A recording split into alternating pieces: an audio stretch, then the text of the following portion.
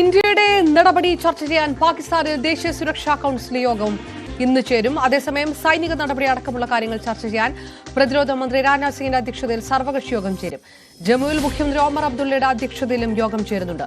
പ്രധാനമന്ത്രി ഇന്ന് ബീഹാറിലാണ്. ഇവിടെ വെച്ച് അദ്ദേഹത്തിന്റെ പ്രതികരണവും പ്രതീക്ഷിക്കുന്നുണ്ട്. KP അഭിലാഷ് വിവരങ്ങളുമായി ന്യൂസ് ഡെസ്കിൽ നിന്ന് ചേരുന്നു.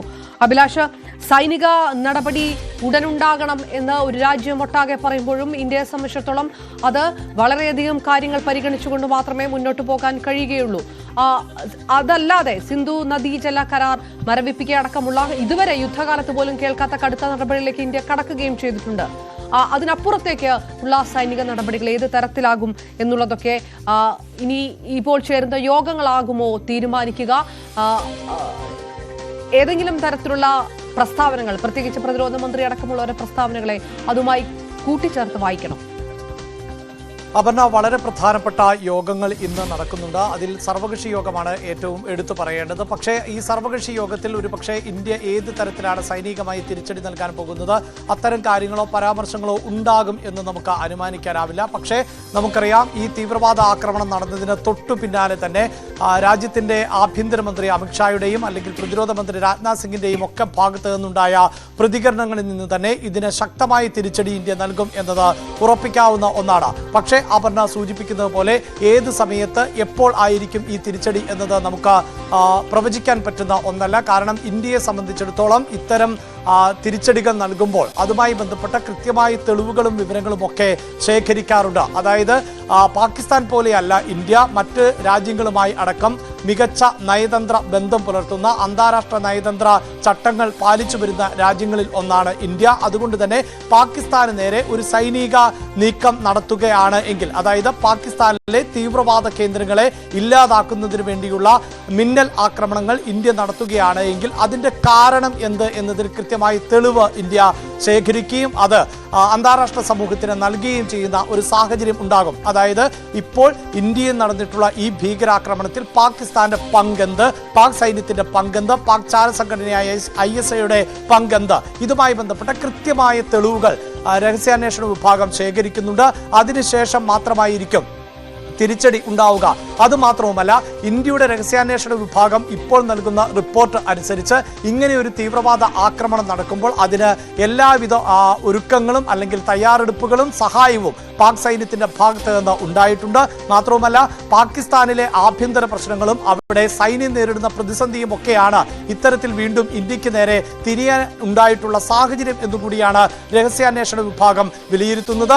അതിന് പല കാരണങ്ങൾ ആണ് ഉള്ളത്. ഒന്ന്, പാകിസ്ഥാനോട് ചേർന്ന് നിൽക്കുന്ന, അതായത് പാക് അധീന കാശ്മീരിൽ ഉൾപ്പെടെ പാകിസ്ഥാൻ സൈന്യത്തിന് കൂടുതൽ കരുത്താർജിക്കാൻ പറ്റുന്നില്ല. അവരുടെ നിരീക്ഷണ വലയത്തിൽ നിന്ന് ആ മേഖല നഷ്ടപ്പെട്ടു പോകുന്നു എന്ന നിരീക്ഷണം. അതോടൊപ്പം തന്നെ ബലൂചിസ്ഥാൻ തീവ്രവാദികൾ പാകിസ്ഥാനിൽ നടത്തുന്ന വിഘടനവാദം, തെഹ്രീക്കെ താലിബാൻ ഉണ്ടാക്കുന്ന പ്രശ്നങ്ങൾ, ഇതെല്ലാം പാക് സൈന്യത്തിന് ഉള്ള വിശ്വാസം നഷ്ടപ്പെടുത്തുകയും അതിന്റെ അടിസ്ഥാനത്തിൽ ഇന്ത്യയിലേക്ക് തീവ്രവാദം വീണ്ടും വളർത്തുക എന്ന ഉദ്ദേശത്തോടു കൂടി തന്നെ വളരെ കൃത്യമായി ആസൂത്രിതമായി പാക് സൈന്യത്തിന്റെ അറിവോടുകൂടി നടന്നിട്ടുള്ള ആക്രമണം എന്നത് തന്നെയാണ് ഇന്ത്യയുടെ കണ്ടെത്തൽ. ആ കണ്ടെത്തലിനെ ശരിവെക്കുന്ന തെളിവുകളും വിവരങ്ങളുമാണ് ഇപ്പോൾ ഇന്ത്യ ശേഖരിച്ചു കൊണ്ടിരിക്കുന്നത്.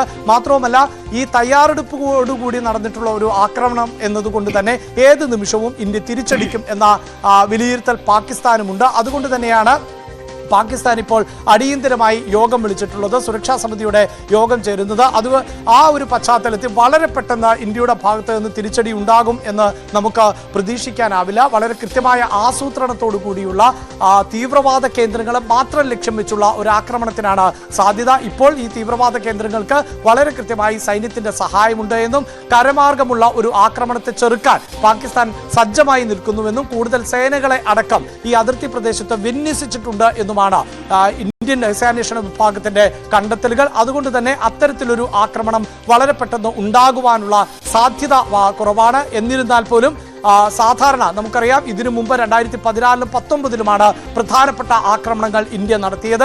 ആ ആക്രമണങ്ങൾ നടത്തി എന്നുള്ളത് അന്താരാഷ്ട്ര സമൂഹത്തോട് ഇന്ത്യ തുറന്നു പറയുന്ന ഒരു സാഹചര്യവും ഉണ്ടായിട്ടുണ്ട്. പക്ഷേ അതിനു മുമ്പ് പലപ്പോഴായി അതിർത്തി കടന്ന് തീവ്രവാദ ആക്രമണങ്ങൾ ശക്തമാകുമ്പോൾ ഇന്ത്യ തിരിച്ചടിക്കാറുണ്ട്. ആ തിരിച്ചടിയിൽ പാക് സൈനികർക്ക് അടക്കം ജീവൻ നഷ്ടപ്പെടുന്ന സാഹചര്യമൊക്കെ ഉണ്ടാകാറുണ്ട്. പക്ഷേ അതൊന്നും അങ്ങനെ അന്താരാഷ്ട്ര സമൂഹത്തോട് പരസ്യമായി വ്യക്തമാക്കുന്ന ഒരു സമീപനം ഇന്ത്യയുടെ ഭാഗത്ത് നിന്നുണ്ടാകാറില്ല.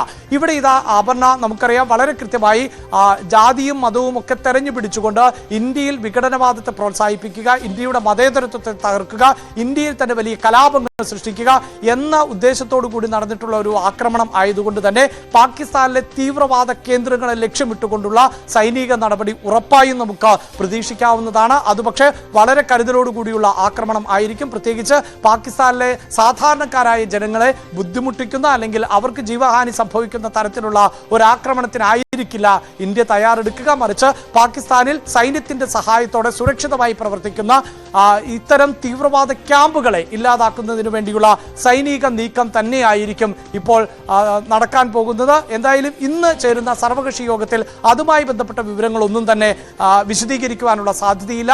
പ്രതിരോധ മന്ത്രി രാജ്നാഥ് സിംഗിന്റെ അധ്യക്ഷതയിൽ ആണ് ഇന്ന് സർവകക്ഷി യോഗം ചേരുന്നത്.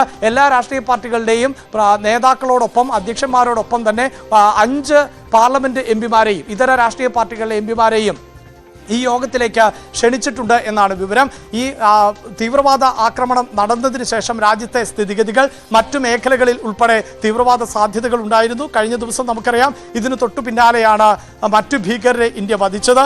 വളരെ പ്രധാനപ്പെട്ട നഗരപ്രദേശങ്ങളിൽ അടക്കം സംസ്ഥാന സർക്കാരുകളുടെ സഹായത്തോടുകൂടി വലിയ ജാഗ്രതയും സുരക്ഷയുമാണ് ഇപ്പോൾ തുടരുന്നത്. അത്തരം സാഹചര്യങ്ങൾ ആയിരിക്കും ആഭ്യന്തരമന്ത്രി അമിത്ഷാ ഈ സർവകക്ഷി യോഗത്തിൽ വിശദീകരിക്കാൻ പോകുന്നത്. അതോടൊപ്പം തന്നെ ലോകരാഷ്ട്രങ്ങളുടെ ഒന്നടങ്കം പിന്തുണ ഈ വിഷയത്തിൽ ഇന്ത്യക്ക് ലഭിച്ചുകൊണ്ടേയിരിക്കുകയാണ്. പ്രത്യേകിച്ച് American vice president JD Vance ഇന്ത്യയിൽ തുടരുന്നതിന് ഇടയിൽ ആയിരുന്നു ഇങ്ങനെ ഒരു ഭീകരാക്രമണം ഉണ്ടായത്. ഇന്ത്യൻ പ്രധാനമന്ത്രി നരേന്ദ്രമോദി സൗദിയിൽ തുടരുമ്പോഴായിരുന്നു ആക്രമണം ഉണ്ടായത്. അങ്ങനെ അറബ് രാജ്യങ്ങളുടേത് ഉൾപ്പെടെയുള്ള പിന്തുണ ഇന്ത്യക്ക് ലഭിക്കുന്ന സാഹചര്യം ഉണ്ടാകുന്നു. അഫ്ഗാനിസ്ഥാനിലെ താലിബാൻ ഭരണകൂടം പോലും ഈ തീവ്രവാദി ആക്രമണത്തെ അപലപിച്ച പശ്ചാത്തലം ആണ് ഉള്ളത്. ഏറ്റവും ഒടുവിൽ കാനഡയുടെ ഭാഗത്ത് നിന്നടക്കം പ്രതികരണം ഉണ്ടാകുന്നു. ഖലിസ്ഥാൻ വാദവുമായി ബന്ധപ്പെട്ട് ഇന്ത്യയുമായി അത്ര നല്ല നയതന്ത്ര ബന്ധത്തിൽ അല്ല കാനഡ എന്ന് നമുക്കറിയാം. അപ്പോൾ പോലും കാനഡ ഏറ്റവും ഒടുവിലായി ഇന്ത്യയെ പിന്തുണയ്ക്കുന്ന ഭീകരവാദത്തെ തള്ളിപ്പറയുന്ന നിലപാടാണ് സ്വീകരിച്ചിട്ടുള്ളത്. ഇങ്ങനെ ലോകരാഷ്ട്രങ്ങളടക്കം ഇന്ത്യക്ക് നൽകുന്ന പിന്തുണ ഉൾപ്പെടെയുള്ള വിഷയങ്ങൾ ആയിരിക്കും വിദേശകാര്യമന്ത്രി S ജയശങ്കർ ഈ സർവകക്ഷി യോഗത്തിൽ വിശദീകരിക്കാൻ പോകുന്നത്. അതോടൊപ്പം തന്നെ ഈ ഭീകരാക്രമണം നടന്നതിന് ശേഷം നിലവിൽ മുഖ്യധാര രാഷ്ട്രീയ പാർട്ടികളുടെ എല്ലാം പിന്തുണ കേന്ദ്ര സർക്കാരിനെ അറിയിച്ചു കഴിഞ്ഞിട്ടുണ്ട്. ശക്തമായി തിരിച്ചടി നൽകണം എന്ന് തന്നെയാണ് മുഖ്യധാര രാഷ്ട്രീയ പാർട്ടികളുടെ അധ്യക്ഷന്മാർ എല്ലാവരും ഒരേ സ്വരത്തിൽ അഭിപ്രായപ്പെടുന്നത്. അങ്ങനെ സർക്കാർ ഒരു പിന്തുണ തേടുക എന്നതാണ് സർവകക്ഷി യോഗത്തിന്റെ പ്രധാനപ്പെട്ട ലക്ഷ്യം. അതോടൊപ്പം തന്നെയാണ് ജമ്മു കാശ്മീരിൽ ഇന്ന് മറ്റൊരു സർവകക്ഷി യോഗം നടക്കുന്നുണ്ട്. അത് മുഖ്യമന്ത്രി ഒമർ അബ്ദുള്ളയുടെ നേതൃത്വത്തിൽ ആണ്. ഉന്നത ഉദ്യോഗസ്ഥർ ഉൾപ്പെടെ ഈ യോഗത്തിൽ പങ്കെടുക്കുന്നുമുണ്ട്. കശ്മീരിനെ സംബന്ധിച്ചിടത്തോളം ഈ തീവ്രവാദ ആക്രമണം വലിയ മുറിവാണ് ഏൽപ്പിച്ചിട്ടുള്ളത്. കാരണം കഴിഞ്ഞ കുറേ നാളുകളായി സാധാരണക്കാരായ ആളുകൾക്ക് നേരെ തീവ്രവാദ ആക്രമണങ്ങൾ ഉണ്ടാകാറില്ല. പലപ്പോഴും സൈന്യത്തിന് നേരെയാണ് ആക്രമണങ്ങൾ നടക്കാറുള്ളത്. എന്നാൽ ഇത് വിനോദസഞ്ചാരികളെ ആയിരുന്നു ലക്ഷ്യം വെച്ചത്. ഇതര സംസ്ഥാനത്ത് നിന്ന് ഉള്ളവർ ആണ് മരണപ്പെട്ടവരിൽ ഏറെയും. പ്രദേശവാസിയും മരണപ്പെട്ടിട്ടുണ്ട്. കശ്മീരിന്റെ ശാന്തിയും സമാധാനവും തിരികെ പിടിക്കുന്നതിന് വേണ്ടിയുള്ള നീക്കങ്ങൾ ആണ് ഇനി അവിടെ നടക്കാൻ പോകുന്നത്. ഈ നിലവിൽ ഏതെങ്കിലും വിനോദസഞ്ചാരികൾക്ക് ബുദ്ധിമുട്ടുണ്ടാക്കുന്ന തരത്തിൽ അല്ല കാര്യങ്ങൾ മുന്നോട്ട് പോകുന്നത്. പ്രത്യേകിച്ച് കേരളത്തിൽ നിന്നടക്കം നിരവധിയായ സഞ്ചാരികൾ ഇപ്പോഴും ജമ്മു കാശ്മീരിൽ തുടരുന്ന സാഹചര്യമാണുള്ളത്. അവർക്ക് അവിടെ തുടരുന്നതിനും മറ്റു പ്രധാനപ്പെട്ട